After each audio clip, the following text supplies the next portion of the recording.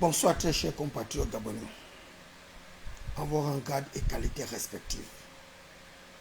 Je suis Thierry Sam David Mberakouma, votre fidèle interlocuteur, le minotaure de la baie de cochon, la voix des sans-voix, la cristallisation des aspirations légitimes du peuple souverain, garant de la légitimité populaire et institutionnelle.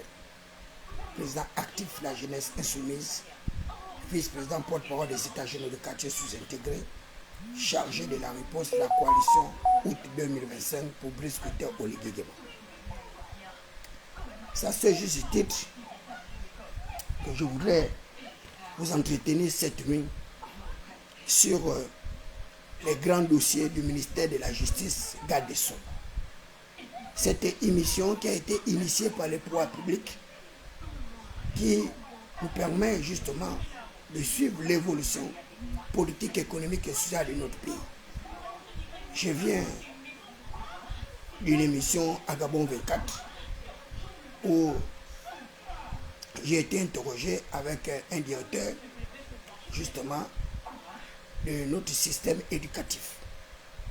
Et nous avons débattu sur la problématique de la formation, les écoles primaires et secondaires et leur incidence sur notre système éducatif. Le thème des grands dossiers est la justice aux ordres et ses conséquences. La justice aux ordres et ses conséquences. Réceptacle des injustices ou de justice. Affaire Ali Bongo Ondimba. Les conditions pénitentiaires, c'est-à-dire en milieu carcéral. Alliés de la corruption. Réinsertion et autres. Ce sont certainement des préoccupations majeures qui ont été débattues par le ministre de la Justice, c'est-à-dire Paul-Marie Ngonjou, qui est un acteur politique étatique que je connais très bien, pour avoir bénéficié de la magnanimité, de la générosité de sa grande sœur, Laure Olga Ngonjou, en sa qualité d'ancien secrétaire particulier du chef d'État, qui d'ailleurs m'a permis d'intégrer le ministère des Affaires étrangères, où elle était ministre déléguée auprès du Premier ministre Champing Okuka. Le thème de cette problématique est assez annonciateur. Annonciateur et évocateur, justement, du recul de notre justice nationale. Justice aux ordres et ses conséquences. C'est une question majeure que nous devons nous interroger. La justice gabonaise est-elle aux ordres? Et quelles sont les conséquences de cette assertion, cette action?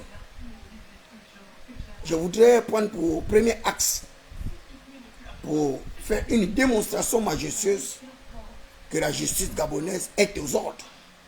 Pour la simple raison que mon cas personnel peut faire l'objet d'une école, l'objet d'un véritable cas pratique. En 2004, moi, David Mberakouma, je vais participer à une marche initiée par Hervé Patrick Opienga, président directeur général de Vigile Service et président de l'UDIS, l'Union pour la démocratie et l'insertion professionnelle, un parti politique en voie de l'illégalisation. Et nous allons organiser une marche au bord des mers. Et la marche va occasionner plusieurs dégâts. On va arriver à empêcher Omar Bongo Ondimba de regagner la présidence de la République et nous allons faire l'objet d'une interpellation. Je vais être arrêté au même titre que beaucoup d'autres personnes. Et je vais me retrouver à la direction générale des recherches, DGR, au sous-sol. À la direction générale des recherches au sous-sol, vous comprendrez la suite des événements. Nous allons nous retrouver dans un endroit sans toilette, sans eau, où nous devons faire notre phoque en présence de tout le monde et nous devons manger à côté justement de notre chiotte. Et j'ai passé comme ça pratiquement 2 semaines à la direction générale des ressources, la direction générale des recherches, DGR. Et j'aurai la vie sauve grâce à mon minimum en droit. Mon minimum en droit pour avoir effleuré la première année d'université Omar Bongo Ondimba. Tous ceux qui avaient été arrêtés avec moi, y compris le président de notre formation politique de l'époque, Hervé Patrick Kopianga, moi je n'étais que le représentant de sa société où j'exerçais une fonction de Papa 3, c'est-à-dire un responsable des ressources humaines adjoint. Et nous allons vivre un phénomène assez particulier. Nous allons être bastonnés, torturés. Et il y a un des gars de corps d'Hervé Patrick Kopianga qui va décéder dans cette sordide cellule. Et moi, j'aurai la vie sauve grâce à Alaba Fall Bosco, un procureur de plus émérite, dont je garderai toujours une espèce de compassion et solidarité à son égard et reconnaissance. Avec Frédéric Bungo, qui était d'ailleurs l'initiateur de notre arrestation. L'actuel commandant en chef de la police est celui qui nous avait fait arrêter, le général Ngoma, avec la brigade anticriminelle. Et moi, David Mberakouma, je vais être accusé comme étant le meneur de la révolte.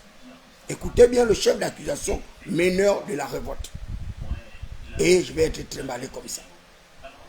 De la direction générale de la recherche au Gros Bouquet, en présence du général Oleri. Du Gros Bouquet, on va me ramener à la police judiciaire. Et je vais passer comme ça pratiquement 3 semaines de bastonnade et de torture. Pour vouloir me faire accuser d'un crime que je n'ai pas commis. Parce que on m'avait mis comme chef d'accusation meneur d'une révolte. À moi de dire au procureur qu'une révolte est une tentative d'atteinte à la sûreté de l'État. Et que m'accuser, moi, David Mberakouma, meneur d'une révolte, certainement j'allais avoir la peine capitale, c'est-à-dire la réclusion criminelle à perpétuité, et peut-être même la peine de mort, si elle existait. Et pendant les débats avec le général Oleri et le procureur de la République, ils vont se rendre compte que David Mberakouma n'avait en sa possession qu'un simple mégaphone. Et je leur ai fait la démonstration qu'avec un mégaphone, je ne peux pas être poursuivi pour tentative d'atteinte à la sûreté de l'État. Par quel mécanisme j'aurais tué mon bienfaiteur Omar Bongo Ondimba avec un mégaphone? C'était la première fois que j'arrive à vivre en milieu carcéral, c'est-à-dire dans une cellule à la direction générale des recherches.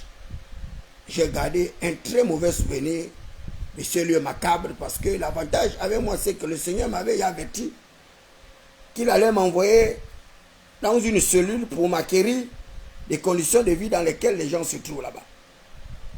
Parce qu'à cette époque, je priais beaucoup. C'est en cellule où j'ai appris à jeûner. C'est en cellule où j'ai découvert qu'il y a des innocents qui meurent en prison. C'est en cellule où j'ai appris qu'il y a un esprit de la prison qui embrigade les prisonniers, de telle sorte que ces prisonniers restent cloîtrés dans la prison. À chaque fois qu'ils ressortent de la prison, ils repartent toujours dans cette prison. Parce qu'ils étaient incarcérés dans les amarres justement des geôliers. Justice aux ordres. Effectivement, j'avais été victime d'une justice aux ordres. Dès lors qu'il s'agissait pour ces personnes d'arriver à porter la preuve qu'Hervé Patrick Kopianga avait tenté de commanditer une action contre le chef d'État. Une atteinte à la sûreté de l'État. Et d'ailleurs, Hervé Patrick Kopianga va payer le lourd tribut, puisqu'il va aller en prison.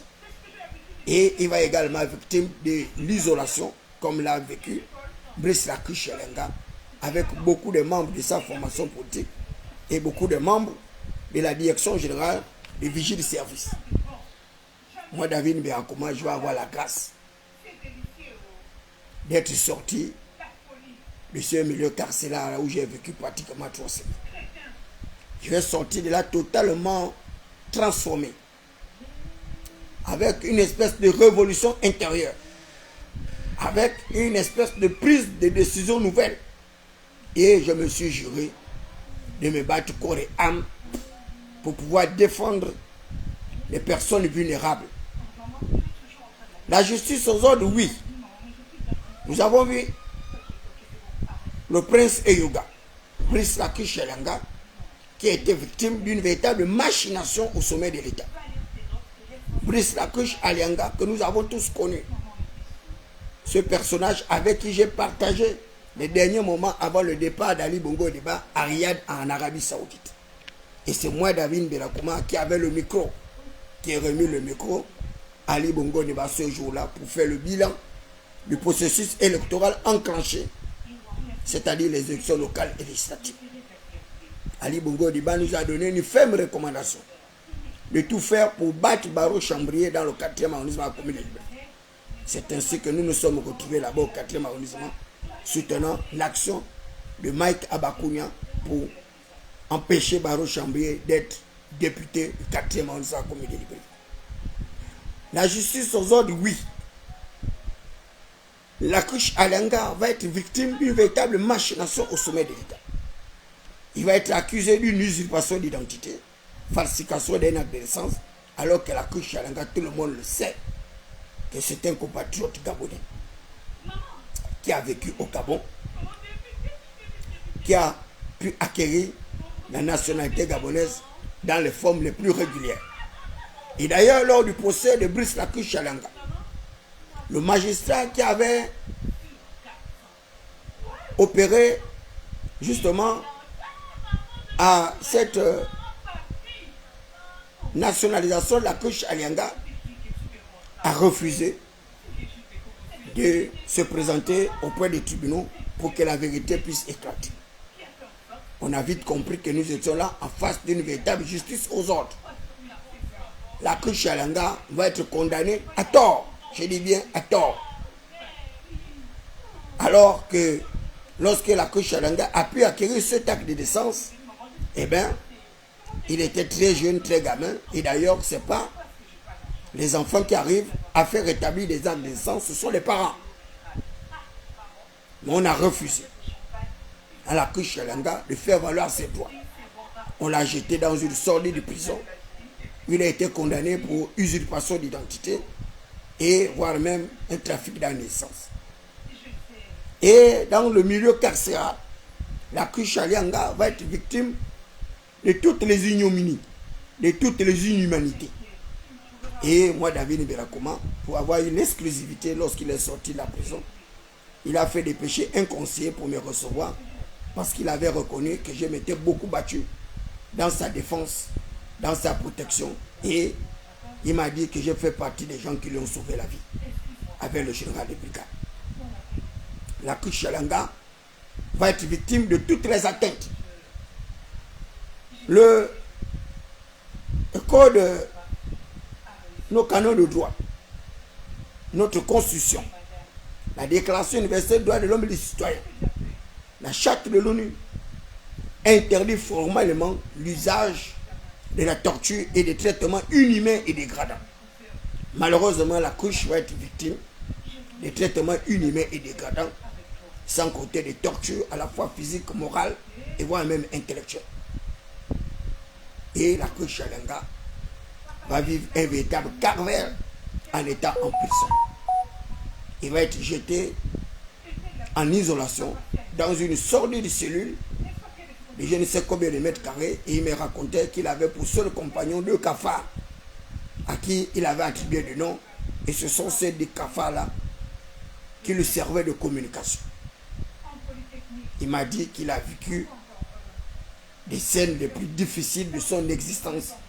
Il n'aurait jamais cru penser à tort ou à raison que avec le niveau relationnel qu'il avait atteint, avec les fonctions qu'il avait occupées, il ne pouvait pas imaginer un seul instant que celui Brice Lacuche Alianga, le prince Eyouga, directeur de cabinet du chef de l'État, messager du chef de l'État, le protecteur du système Bongo PDG, le protecteur du trône Ali Bongo Ondimba, le protecteur justement de la continuité du pouvoir et du système Bongo PDG, que ce soit ces derniers-là qui l'auraient jeté dans cette machination en l'accusant de tous les péchés de Jupiter, de Saturne, d'Uranus et voire même de Vladimir. Et Lacuche Alianga va perdre tous ses biens avec des confiscations de ses biens, de vol de ses véhicules, et ce compatriote va sortir de la prison complètement essoré, avec une santé détruite et un cancer du côlon. Lui-même, il me l'a bien signifié. Et voilà comment l'état de santé de Brice Lakuchalanga va progressivement se détériorer. La justice aux ordres, oui. C'est une véritable justice aux ordres. Parce que ce compatriote, tout le monde le sait, qu'il avait été accusé à tort. Et que ce jugement de condamnation est un jugement factice. Un jugement fantasmagorique pour satisfaire tout simplement la volonté et les aspirations du demi-dieu. Le petit prince Nourdine Bongo Valentin, héritier du trône Zamunda, avec son ami, c'est-à-dire le Cléoptère Yanunguru. Ils vont faire mes basses de tous les biens de la Kuchalanga en le jetant dans la misère, la pauvreté et la prévarication. Pendant que la Kuchalanga va se retrouver en prison, son père géniteur va décéder en France dans des conditions les plus inimaginables. Sa mère va être victime d'un double accident cardiovasculaire et va se retrouver sur une chaise roulante, paralysée, tout simplement à cause de l'emprisonnement de ces deux enfants, Grégory Lakuche et Brice Lakuche Alianga. La famille Alianga va vivre un véritable calvaire, une véritable machination au sommet de l'État. Et nous pouvons dire, à tort ou à raison, selon notre bon sens, notre conscience, notre moralité, notre niveau d'humanité, si la justice gabonaise a été véritablement aux ordres ou pas. La justice gabonaise a été véritablement aux ordres.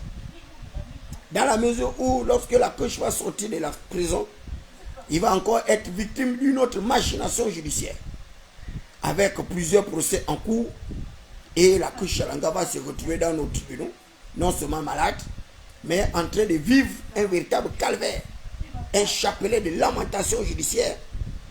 Et tout le monde a bien vu les images de la Kuchalanga au sein de nos tribunaux. Un homme affaibli physiquement, un homme physiquement détruit, essoré, avec une respiration très faible, avec une tension artérielle élevée, avec des indicateurs physiologiques proches d'un véritable croque-mort. Et certains se sont révélés à corps joie pour caricaturer la Kuchalanga selon un dessin animé. Ce prince de Yuga que nous avons connu avec une certaine beauté, avec une certaine ferveur, un axe lumineux que l'Éternel avait généreusement façonné, un astre brillant, la Kuchalanga, physiquement beau, avec un visage défiant toutes les beautés des êtres humains, avec un cerveau de plus rationalisé, comme David Berakouma aime bien le dire, le cerveau serveur divinement électrifié, avec un corps comparable à un véritable playboy. Quelle fille pouvait résister au charme de la Kuchalanga? Avec la beauté qu'il incarnait, avec son chignon, bel homme qu'il était, pétri de beaucoup de dons, de talents et une fortune inestimable. La Kuchalanga sortira de la prison, tel les misérables de la baie de Cochon, tel les laissés pour compte sociétaux de la baie de Cochon, de Rio, d'Avia et de Kingile. Mais la Kuchalanga avait cette particularité d'avoir toujours accordé une aide réfléchie aux populations de quartiers précarisés, les leaders de quartiers malfamés, parce qu'il avait une certaine humanité, un certain amour, une certaine recherche de l'égalité de tous les citoyens. Voilà comment le système Bongo PDG, ce système pathologique apocalyptique, va entraîner la Kuchalanga progressivement vers l'ombre de la mort. La Kuchalanga va assister à plusieurs procès en étant malade, avec des avocats qui vont tout faire pour faire comprendre aux magistrats et au ministère public qu'en état de dégradation sanitaire de la Kuchalanga, il était tout à fait impossible d'avoir un procès équitable. L'idéal aurait été que ce jeune compatriote puisse se soigner, être soigné, et ensuite répondre à toutes les charges dont il était victime. C'est que les magistrats de nos tribunaux semblent ignorer, c'est que la Kush Alianga n'a pas été condamnée pour de nouveaux faits, c'est-à-dire les faits de détournement de fonds publics par bande organisée, la constitution, l'association des malfaiteurs et autres des crimes que les magistrats auraient identifiés pendant l'exercice de ces fonctions. Mais nous savons une chose, c'est que Ali Bongo Ondimba, lors de son interview avec une chaîne de télévision internationale, notamment Jeune Afrique, Ali Bongo Ondimba va faire des véritables révélations qui en réalité auraient pu disculper Brice Lakush Yalanga. Il le dira aisément que pendant sa période de convalescence, tous les actes qui ont été commis par Brice Lakush Yalanga étaient purement et simplement l'émanation de sa volonté, Ali Bongo Ondimba. Et que tous les autres actes qui auraient été accomplis par ses collaborateurs étaient leur propre émanation. C'est-à-dire Oseni Ossa, l'ancien directeur de cabinet financier du chef de l'État, et Yann Ngolo, l'ancien directeur de cabinet de Nordine Bongo Valentin. Ce sont ces deux personnalités qu'Ali Bongo Ondimba a formellement identifiées d'être les auteurs des actes macabres que nous avons dénoncés pendant plusieurs années. Donc la Kush Yalanga a bel et bien été le messager du chef d'État. La Kush Yalanga a accompli l'exercice de ses fonctions par délégation spéciale du chef d'État, et d'ailleurs il exerçait la fonction d'administrateur financier par délégation de pouvoir. C'est le chef d'État qui était ordonnateur de crédit. La Kush Yalanga est poursuivi pour le détournement de fonds publics d'un compte privé. Un compte privé qui n'a rien à voir avec le compte de l'État. Comprenez justement la subtilité de notre système étatique, où d'ailleurs le Fonds monétaire international avait révélé que le Gabon devait arriver à une espèce d'unicité des caisses de l'État, parce qu'il y avait un manque de transparence dans la gestion des ressources minières, les ressources halieutiques et autres.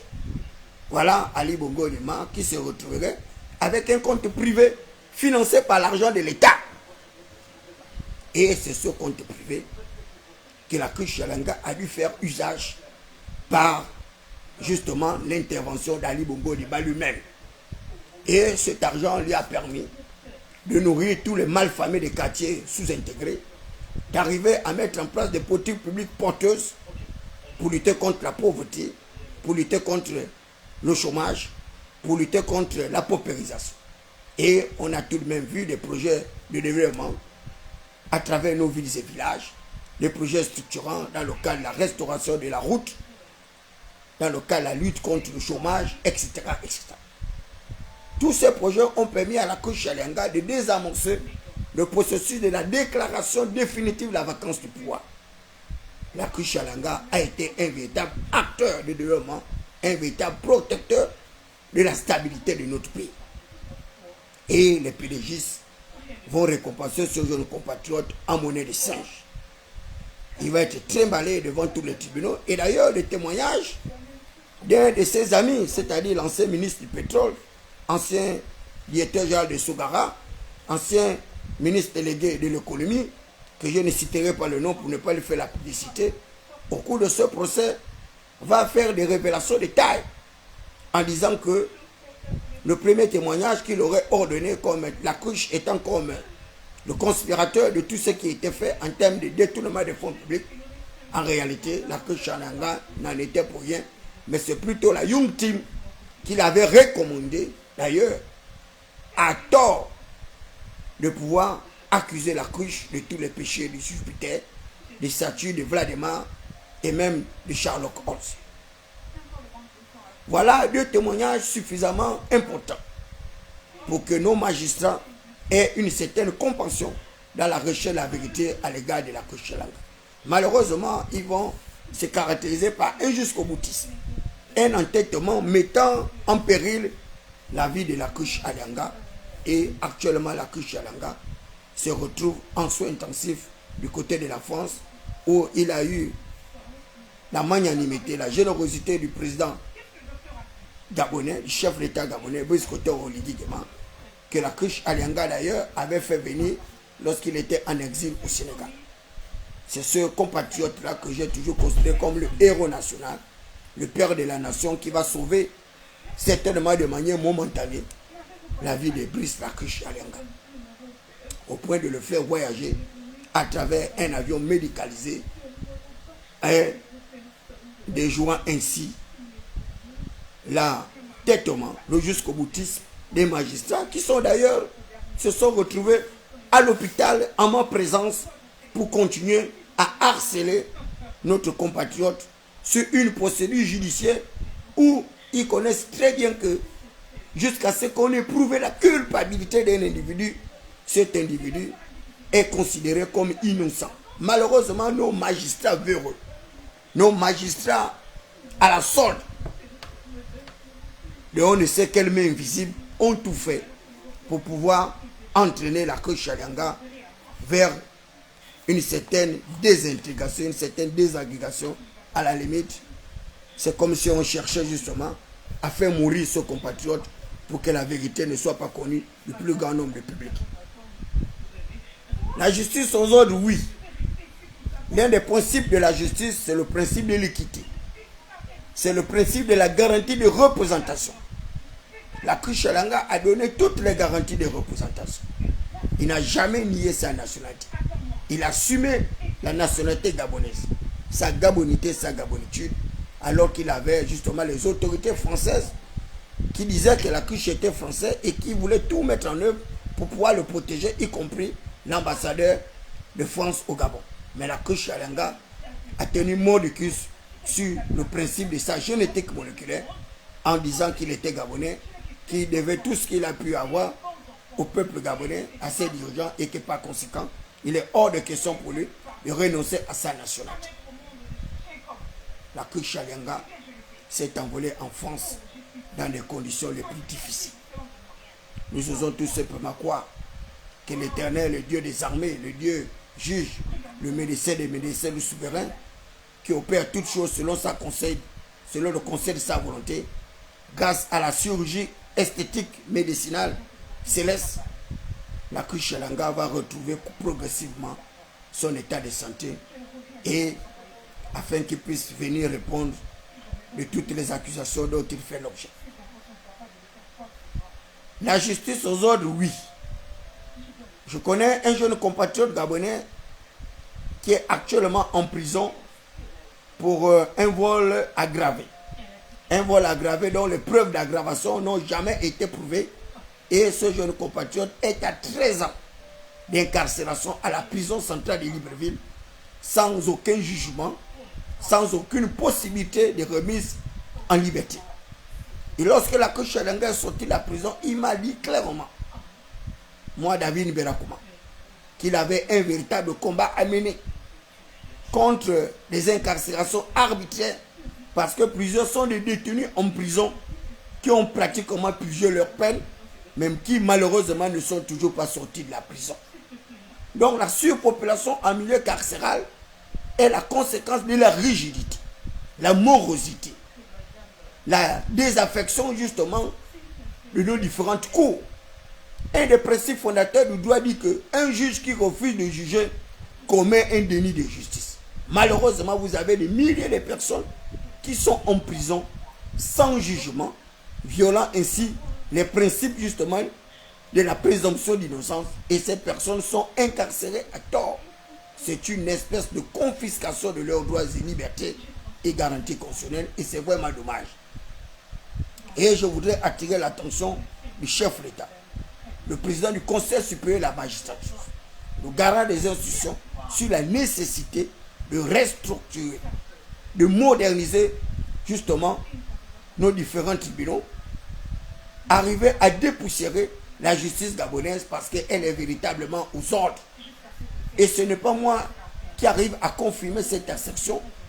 Allez-y interroger le président du syndicat des magistrats, qui d'ailleurs a toujours eu la langue qu'il fallait pour pouvoir dire la vérité sur le niveau de prévarication de notre système judiciaire, sur les dysfonctionnalités occasionnée par un certain groupuscule de personnes à la sorte, à la recherche de la luxure, de la voluptuosité. Et toutes ces personnes corrompues arrivent comme ça à dépeindre avec une touche blanchie notre système judiciaire et nos différents tribunaux. Le tribunal de première instance de Libreville, les cours d'appel, les cours de cassation et les juridictions d'exception. Et c'est bien dommage, parce que la justice est le rempart de toute la société. La justice est le miroir justement d'une bonne gouvernance. La justice doit reposer sur le respect de l'état de droit, mais également le respect des garanties constitutionnelles et des libertés publiques. Malheureusement, ce n'est pas le cas. Nous avons affaire à une justice aux ordres qui entraîne des conséquences assez fâcheuses et désastreuses. Des conséquences sur le plan politique, des conséquences sur le plan économique, mais encore des conséquences sur le plan social et humain. La justice gabonaise actuelle est à l'origine de notre système de paupérisation. C'est la justice gabonaise qui occasionne des inégalités de conditions, des inégalités de développement, mais également la justice gabonaise entraîne une espèce de déshumanisation des personnes en violant progressivement leur espérance de vie, leur niveau de vie, mais encore pire, en détruisant progressivement le capital social des personnes par la violation flagrante de leur liberté publique. Il s'agit donc pour les syndicalistes que nous sommes, pour les leaders d'opinion que nous sommes, de véritablement tout mettre en œuvre pour que nous puissions sortir de cette situation de léthargie judiciaire et pire encore, dans le contexte dans lequel nous nous trouvons, c'est-à-dire un contexte lié à l'exceptionnalité de notre système étatique gangréné par la prise de pouvoir par des forces de défense et de sécurité. Affaire Ali Bongo Ondimba. Ali Bongo Ondimba, avant sa chute de pouvoir, a mis en place un système de protection. À la fois une protection physique, une protection morale, mais également une protection judiciaire. Il vous souviendra qu'Ali Bongo Ondimba, malade, victime d'un accident cardiovasculaire, a été déclaré apte à pouvoir conquérir sa troisième mandature. Ce troisième mandat que j'avais toujours qualifié de plus insidieux et dangereux. Et d'ailleurs, je disais que le troisième mandat était toujours des mandats à risque. Et Ali Bongo Ondimba va être déclaré apte à la compétition électorale. Quand bien même l'ancien Premier ministre Alain Claude Debinze va faire un rétropédalage en disant qu'Ali Bongo Ondimba n'avait plus les aptitudes requises pour gérer le Parti démocratique gabonais. Mais à l'épreuve de fait, le perroquet national aurait dit aux yeux au-dessus de tout le monde qu'Ali Bongo Ondimba était en bonne santé et qu'il disposait de toutes les capacités cognitives, les capacités physiques, les capacités morales, les capacités intellectuelles, les capacités psychologiques, les capacités psychiatriques, les capacités psychosomatiques de pouvoir gérer la nation gabonaise. Entre la gestion d'un État et la gestion d'un parti politique, il y a bien évidemment bien un gros fossé. Et Ali Bongo Ondimba va aller à la quête, à la poursuite de son troisième mandat en verrouillant justement l'atmosphère politique, économique et sociale de notre pays. Et ils vont inventorier plusieurs lois, les bulletins uniques.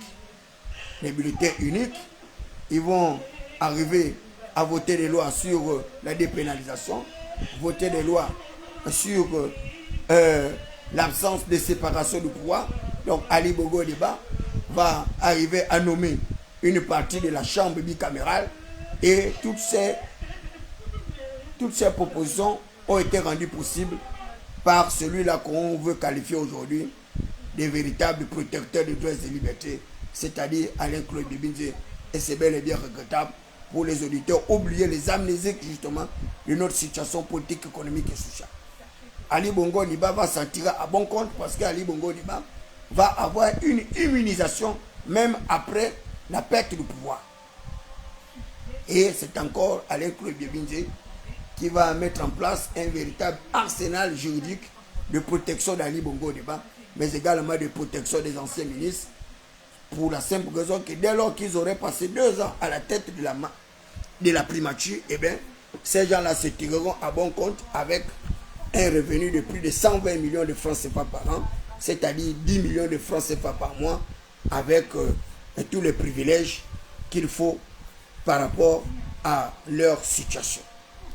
Voilà un ancien Premier ministre qui aurait pu se retrouver avec 120 millions de francs CFA s'il avait véritablement accompli ces 2 années d'exercice à la primature.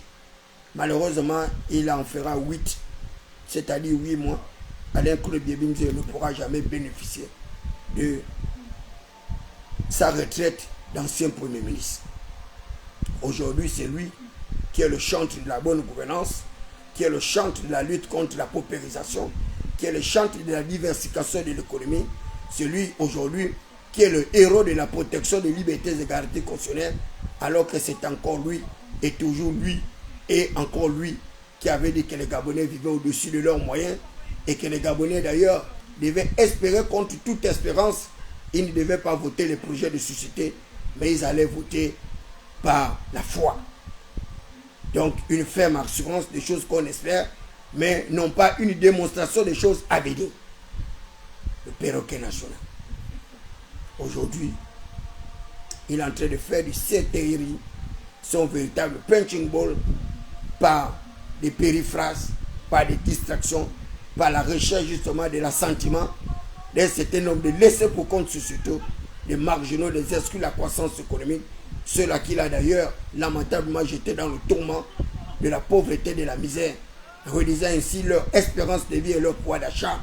Et c'est lui aujourd'hui qui voudrait faire quoi? Que la dette actuelle du Gabon, qui est passée à 70,05%, serait l'émanation justement des nouvelles autorités de pouvoir, alors que c'est une dette cumulée par la gabégie, la mauvaise gestion du système Bongo PDG, auréolé par toutes ces personnes qui se sont succédées à la magistrature, qui se sont succédées à la primature lors des différents mandats successifs d'Ali Bongo Ondimba.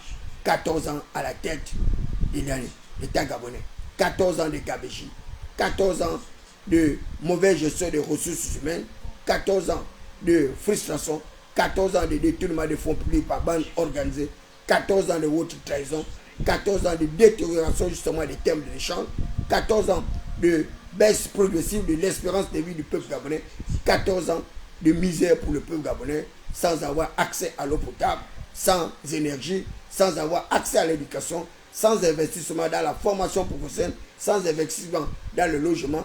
5 000 logements par an multipliés par 14 ans, cela fait 72 000 logements que le Gabonais aurait dû obtenir de la part d'Alain Claude Biebinze avec l'ensemble de son système clébard. Tous ces cloptères politiques qui ont plombé l'action du chef de l'État, qui ont détruit le capital social de ce dernier, qui n'ont pas pu mettre en place des véritables politiques de relance de croissance économique, des véritables politiques d'accélération du processus de croissance de notre pays, des véritables plans Marshall qui devaient nous permettre de sortir de notre système de prévarication économique pour arriver à atteindre les fondamentaux de développement avec succès en créant des pôles attractifs de développement. Alain Claude Biebinze qui n'a pas pu financer le projet CREL, qui n'a pas pu arriver à la lutte contre les déséquilibres alimentaires, atteindre un certain nombre de fondamentaux de développement. Bref, je n'en fais pas une fixation parce que c'est quelqu'un que je connais très bien. J'aurai l'occasion d'organiser un véritable point de presse pour m'appesantir sur ce personnage lugubre qui est aujourd'hui à l'origine justement du niveau de dégradation de notre atmosphère politique par ses volte-face incessants. Donc Ali Bongo Ondimba n'a pratiquement plus d'affaires au tribunal dès lors qu'il est immunisé, qu'il a l'immunité pénale et juridictionnelle. Et c'est pourquoi toutes les personnes qui ont demandé à Ali Bongo Ondimba de se retrouver à la barre, eh bien, Ali Bongo Ondimba ne se retrouvera jamais à la barre, quel que soit le contexte dans lequel nous nous trouvons. Et pire encore, tous ceux qui sont allés justement au dialogue national inclusif, que j'ai toujours qualifié d'exclusif, ont fait en sorte qu'on puisse voter une loi sur une certaine rédemption d'Ali Bongo Ondimba. Et Ali Bongo Ondimba serait, au sortir justement du référendum, le conseiller au représentant du chef de l'État et certainement le médiateur. Et ce sont ces décisions-là que plusieurs Gabonais sont allés acclamer justement du côté d'Angondje. Et je vous ai dit que parmi ces 1000 propositions, je ferai 1000 directs. Cela me prendra le temps que ça va me prendre, mais les 1000 propositions, je ferai 1000 directs pour pouvoir expliquer aux populations ce qui a été fait au niveau d'Angondje, pour que les populations, lors du référendum, certainement en décembre 2024 prochain, que les populations puissent justement choisir entre oui et non selon la connaissance de cause. Non pas faire encore un vote aléatoire comme les populations l'ont toujours fait par le passé. Non. Il s'agira pour moi, David Nbelakoma, d'expliquer aux populations les enjeux justement de ces 1000 propositions faites par nos dialogueurs et quelles sont les incidences de ces propositions sur le plan politique, économique et social de notre pays. Justice gabonaise, alliée de la corruption. Oui, la justice gabonaise est véritablement l'alliée de la corruption parce que la corruption judiciaire est intimement liée au niveau de prévarication de notre système judiciaire. Un système judiciaire basé sur la concussion, basé sur la gabegie, basé sur des faux procès en condamnation, basé sur une justice de plus fort, une justice aux ordres. Et d'ailleurs, c'est un grand auteur français qui disait que selon que vous soyez puissant ou misérable, les jugements de la cour vous rendront blanc et noir. Il vous souviendra que plusieurs activistes ont été victimes de cette justice aux ordres. Vous avez le cas de Guy Bertrand Dili, vous avez le cas de mon frère Jeff Blanfin, qui a été victime de plusieurs incarcérations à cause de ces délits d'opinion. Des cas comme ça, je pourrais les multiplier jusqu'à l'infini. Vous avez le cas de votre frère Stempy Obam, qui a exercé une certaine liberté, mais de manière exagérée, et se trouverait, paraît-il, dans les geôles d'une cellule de on ne sait quel lieu. Mais on a tout de même vu Stempy passer à la télé demandant des excuses publiques au chef d'État et autres personnes qu'il avait accusées certainement à tort, non pas à raison pour n'avoir pas regroupé la bonne information comme lui le disait. Mais dans tous les cas, nous pensons que les propos qui ont été tenus par Stempy Obam doivent faire un véritable examen avec méticulosité. Parce qu'il s'agit quand même des informations assez graves qui ont été données par Stempy Obam. Et c'est le même cas d'informations qui sont données par Wilfried Okumba Kamitatu, appelant le chef d'État à une retenue prudente, mais également à une espèce de vigilance. Donc je pense que c'est plutôt au chef d'État de tenir en compte tout ce qui s'est dit par le peuple gabonais et de pouvoir s'assurer une véritable sécurisation de ses biens, mais également de la nation gabonaise tout entière, parce que c'est pratiquement le même refrain qui arrive un peu partout. On sent comme une odeur de déstabilisation, comme un vent du complot, et qui s'achemine progressivement, mais nous osons croire que l'Éternel, le Dieu du Gabon, fera tout pour démasquer justement tous ces déstabilisateurs complotistes et qui veulent véritablement entraîner le pays vers le tourment. La justice gabonaise a lieu de la corruption, oui, je l'ai déjà dit. Réinsertion et conditions pénitentiaires. Les conditions pénitentiaires, je vous l'ai dit, la couche Chalanga, lorsqu'il s'est retrouvé en prison dans des conditions détentives de plus macabres. Et pour ceux qui ont été également dans les cellules, ils savent très bien, comme moi je vous le disais, que nous dormions pratiquement à côté de notre phoque. Il vous fallait dormir à côté de votre shot. Et même lorsque vous devez manger à côté de votre shot. Imaginez 3 semaines que nous avons pu faire dans les jours de la direction des recherches, et vous devez dormir à côté de votre phoque. Et vous devez manger à côté de votre phoque. Et sur un espace de plus insalubre. Et vous ne pouvez pas sortir de là en bonne santé. C'est quasiment impossible. Parce que ce sont des milieux où vous avez plusieurs bactéries, plusieurs virus et plusieurs microbes. Donc, sortir de la prison au bout de 1 an ou 4 ans ou 2 ans sans être malade, eh bien, cela relèverait d'un véritable exploit.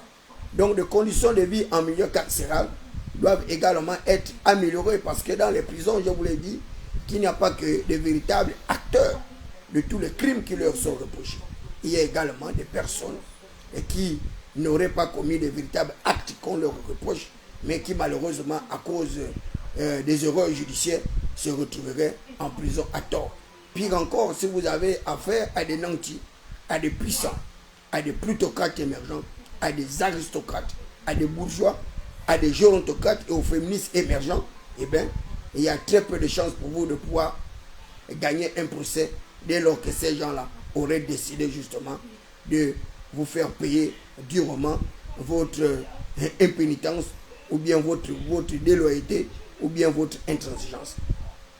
Moi, David Mbelakoma, j'ai eu la vie sauve de ne pas pouvoir être incarcéré à plusieurs reprises parce qu'il y avait comme derrière moi une main visible, des personnes qui arrivaient à reconnaître que David Mbelakoma défendait une noble cause et ces personnes-là arrivaient à me protéger dans le silence sans que moi-même je ne sois d'ailleurs au courant qu'il y avait une véritable main visible protectrice qui faisait tout pour que David Mbelakoma ne puisse pas être victime de tous les sévices, de toutes les difficultés. Donc en prison également, il y a des traitements inhumains ou dégradants qui sont commis par des personnes.